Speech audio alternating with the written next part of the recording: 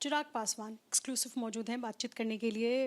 बिना इंट्रोडक्शन और बिना समय जाया किए हुए ये सवाल है आपसे कि छठ कितने दिनों बाद आप बिहार में मना रहे हैं, कितने साल बाद? छठ हम लोग हर साल बिहार में ही मनाते हैं। दिल्ली में मुझे याद नहीं एक्सेप्ट वंस जब पापा ने छठ एक बार दिल्ली में मनाया था। पर मुझे लगता है इस बात को भी कुछ 20 एक साल हो गए होंगे। हमारी फुआ करती हैं छठ, दादी करती थी इनसे पहले। तो ये परंपरा रही है, तो हर साल हम लोग यहीं बिहार में ही छठ मनाते हैं। अभी अभी सीएम नीतीश कुमार आपसे मिलकर गए हैं और क्या पहली बार सीएम नीतीश कुमार आपसे आपके घर आए मिलने? इस घर में पहली बार, हाँ, इस घर में पहली बार आए हैं। बट हाँ, जब कुछ और ऐसे आयोजन होते हैं पार्टी कार्यालय, वो ज़रूर आते हैं, कभी पिताजी की पुण्यतिथि या ये सारे कार्यक्रमों में। बट इस वाले घर में वो पहली बार आए हैं, तो आज खरना का प्रसाद का आयोजन था, तो आज वो प्रसाद ग्रहण करके गए, तो अच्छा लगा। बड़ी अच्छी बॉन्डिंग दिख रही थी। उन्होंने बोला कि हम तो आपका दर्शन करने के लिए आए हैं आपके घर। प्लीज़ ये बात बताइए, बिकॉज ये जो नैरेटिव चलता है ना, and most of the time I also get surprise कि ये नैरेटिव आता कहाँ से। जैसा मैंने कई बार मैंने कहा, सीट शेयरिंग को लेके कहीं हम लोग के बीच में कोई दरार नहीं, कोई नाराज़गी नहीं।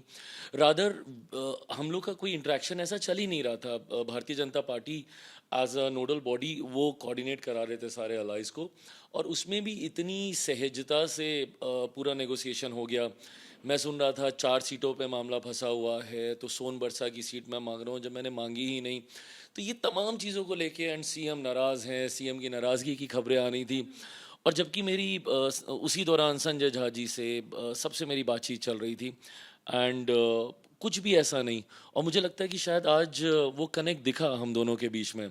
परसों भी प्रधानमंत्री जी के मंच पे भी जब मैं गया उनका आशीर्वाद लेने, तो उस वक्त भी उन्होंने बहुत सहजता से और बहुत मुस्कुराते हुए चुनाव प्रचार में कैसे करेंगे, हमारी 29 सीटों पे कब कब कहाँ कहाँ उनकी ज़रूरत है, ये तमाम बातें वो कर रहे थे। तो ये कंफर्ट है आज हम दोनों के बीच में।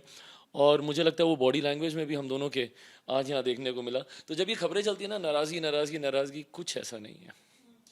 अब मैं शुरुआत करूंगी आपकी उस एक्स पे जो आपने पोस्ट किया, जिसमें आपने कहा, मतलब आपने कहीं ना कहीं हमला किया है महागठबंधन पर कि उन्होंने मुस्लिम डेप्यूटी सीएम उम्मीदवार नहीं बनाया है, लेट्स से कि मुस्लिम को चेहरा नहीं बनाया है।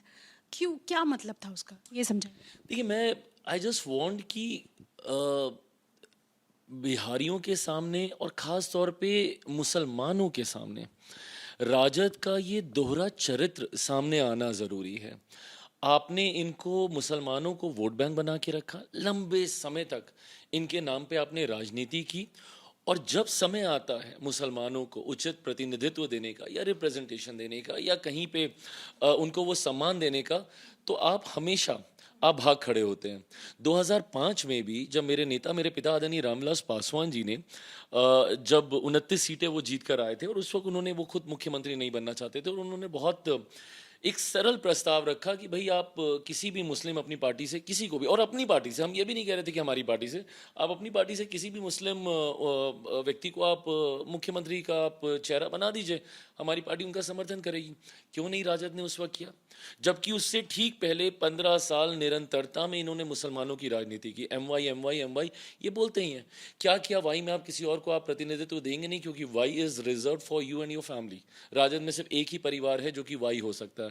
और जब बात एम की आती है, तो एम को भी आप रिप्रेजेंटेशन नहीं देते। आपने सैनी साहब को उप मुख्यमंत्री घोषित किया, बहुत अच्छी बात है, कीजिए। But at the same time जो बिहार का एक बड़ा चंक है, एक बड़ी आबादी है मुसलमानों की, और आपके ऊपर उत्तरदायित्व इसलिए ज़्यादा बनता है, अगर इससे पहले कि कोई काउंटर क्वेश्चन पूछे कि हम लोग क्या कर रहे हैं, हम लोग ये कम से कम तमगे की तरह लगा के नहीं घूमते ना कि हम इनके संरक्षक हैं, हम ही इनकी आवाज़ उठाने वाले हैं। तो जब आप उठाने वाले हैं, तो फिर घोषित कीजिए कि भाई हम भी एक उप मुख्यमंत्री देते हैं। और आपने ये सवाल क्यों नहीं पूछा कि आपने दलित को चेहरा नहीं बनाया, अति पिछड़े को चेहरा बनाया, आपको उसको उसको लेकर के आपने प्रेस क्यों नहीं किया? नहीं, और भी सवाल थे। नहीं, बिल्कुल, क्योंकि ये दलित की तो बात करते ही नहीं ना, ये तो सिर्फ एमवाई की बात करते हैं। तो ऐसे में इनको पिछड़ा में इनको दिखता है यादव, और उसके बाद इनको दिखते हैं इनको मुसलमान। अगर इनको इतनी चिंता होती दलितों की, तो भैया आप मुझे बताइए, उस दिन तेजस्वी जी ने सिर्फ एक अपना चेहरा रखा, एक ही में भाई सबको समाहित कर लिया।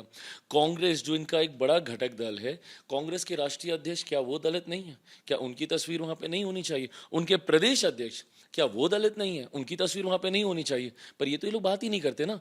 मैं इनसे बस काउंटर इसलिए पूछ रहा हूँ क्योंकि ये लोग एम वाई मुसलमानों के हितैषी हम हैं। अब बताइए, तेजस्वी बोलते हैं कि हम ये वफ्त संशोधन जो हुआ है उस बिल को हम फाड़ के फेंक देंगे। पहले तो बिल फाड़ने वाला जो विषय है ये इनके परिवार के लिए सेंसिटिव टॉपिक होना चाहिए, क्योंकि ऐसा ही एक बिल राहुल जी ने फाड़ा था जिसका डायरेक्ट असर, उस वक्त सीधा असर किसी एक व्यक्ति के ऊपर पड़ा तो आदरणीय लालू जी के ऊपर उसका असर पड़ा था, जब उन्होंने वो बिल फाड़ के फेंकने का काम किया। आज ये बोल रहे हैं एक बिल जो कि केंद्र से पारित है, जिसमें राज्यसभा लोकसभा के सांसदों की भूमिका है। आपके तो गिनती के 3-4 सांसद जो हैं वो, तो क्या आप उनके दम पे आप इस बिल को आप फाड़ दीजिएगा?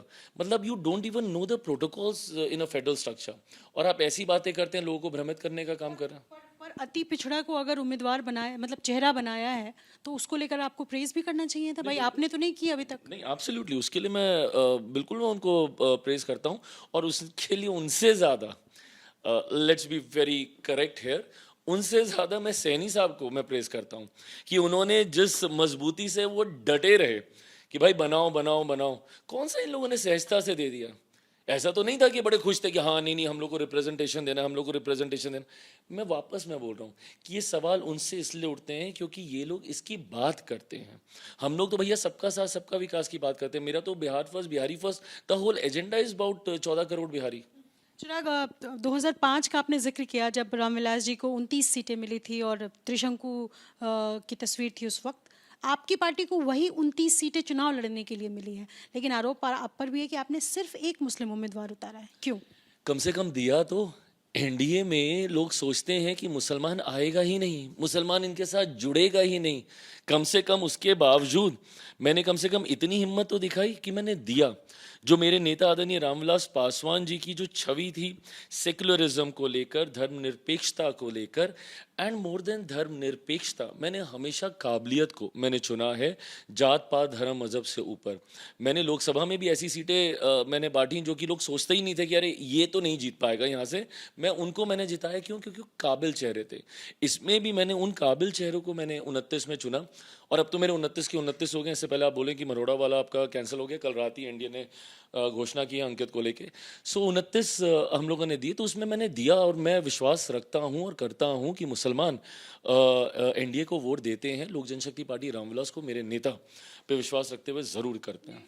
पर इसी सवाल में आगे मैं कहूंगी कि ये सिर्फ रिप्रेजेंटेशन के लिए मात्र है क्या? मुस्लिम चेहरा की आपने एक उम्मीदवार दे दिया और आप कह रहे कि सिर्फ इसलिए? ना ना ना ना, मुझे कतई मुझे कोई दिखावा नहीं करना। मुझे कोई ये शौक नहीं है कि मुझे अपनी धर्मनिरपेक्षता मैं तभी सिद्ध कर पाऊंगा जब मैं मुसलमानों को लड़ाऊंगा। अरे मेरे कार्यवाहक प्रदेश अध्यक्ष आज की तारीख में, राजू जी जब चुनाव लड़ने जब गोविंदगंज गए हैं, तो मेरा कार्यवाहक प्रदेश अध्यक्ष आज की तारीख में मुसलमान है। मैंने अशरफ अंसारी जी को मैंने ये जिम्मेदारी दी है। मैंने उसमें कभी ये नहीं देखा कि भाई ये वोट दे रहे हैं एनडीए को, नहीं दे रहे हैं। मैंने सिर्फ काबिलियत देखी। वो व्यक्ति दिन रात मेरी पार्टी के लिए खटते हैं, इसलिए मैंने उनको ये जिम्मेदारी दी। लोकसभा में तो मैंने एक भी मुसलमान को मैंने नहीं दिया था। मेरी 5 सीटें थी, 5 में तो मैंने नहीं दिया। तो क्या मेरा वो कमिटमेंट खत्म हो? आपको जब आपका जब कमिटमेंट होता है ना, वो आपको दिखावा करके पूरा करने की जरूरत नहीं है। सच्चर कमेटी की रिपोर्ट अपने आप उजागर कर देती है। अगर सही मायनों में 15 साल में अगर राजद की सरकार ने मुसलमानों के लिए कुछ किया होता, 2005-6 के आसपास जब भी ये रिपोर्ट आई, उससे ठीक पहले किसकी सरकार थी? इन्हीं लोगों की सरकार थी ना। क्या बोला सच्चर कमेटी की रिपोर्ट में मुसलमानों के बदहाल हालत को लेकर? क्यों नहीं कर लिया था आप लोगों ने उस वक्त? तो ऐसे में मैंने कितने उम्मीदवार उतारे, ये कतई मेरा क्राइटेरिया नहीं बनेगा। मैंने 29 उम्मीदवार खो दिए 2005 में, सिर्फ एक मुसलमान चेहरा उतारने के लिए। ये मेरा कमिटमेंट है भाई। लेकिन अगर सरकार बनती है एनडीए की चुनाव के बाद, तो क्या?